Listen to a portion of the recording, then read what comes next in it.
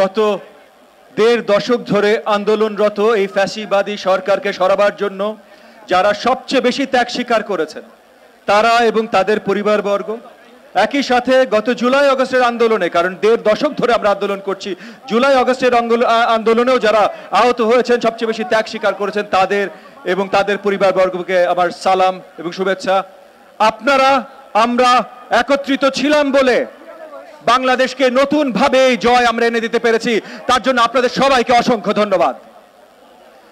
আমরা নতুন জয় নিয়ে এসেছি, সেই একই জয়ের সাথে যেই স্বাধীনতা আমরা কামনা করি সেই স্বাধীনতা আমাদের ধরে রাখতে হবে, এবং সেই স্বাধীনতাটা সঠিকভাবে যদি ধরে রাখতে হয় তাহলে শুধু ফ্যাসিবাদ আন্দোলনে আমরা যেভাবে একত্রিত হয়েছিলাম সেই একত্রিততা আবার ভেঙে দিলে চলবে না। এখনো সবার একসাথে থাকতে হবে, সামনে আগামীর বাংলাদেশ গড়াতে সবাইকে একত্রিত থাকতে হবে। আমি বাংলাদেশ জাতীয়তাবাদী দলকে ধন্যবাদ জানাই আজকের এই আয়োজন করবার জন্য। ত্যাগ স্বীকার করেছেন যারা এবং যাদের পরিবাররা, তাদেরকে এইভাবে ধন্যবাদ জানাবার জন্য।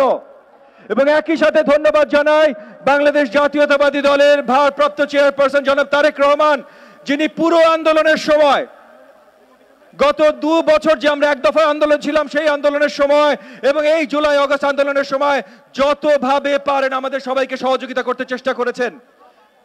এবং উনার মাধ্যমে এবং জনাব তারেক রহমানের মাধ্যমে বাংলাদেশ জাতীয়তাবাদী দলের সকল নেতা কর্মী সব জায়গা থেকে পুরো দেশব্যাপী যেইভাবে কাজ করেছেন, যেইভাবে আমাদের সবার সাথে মিলে ত্যাগ স্বীকার করেছেন, এগুলো করা ছাড়া বাংলাদেশকে আমরা এই ফ্যাসিবাদ মুক্ত করতে পারতাম না। তাই আপনাদের সবার প্রতি আমার আবার আহ্বান যে যেই একত্রতার মাধ্যমে আমরা ফ্যাসিবাদী সরকারকে সরাতে সক্ষম হয়েছি, সেই একই একত্রতার মাধ্যমে আমরা যেন নতুন বাংলাদেশ গড়ি।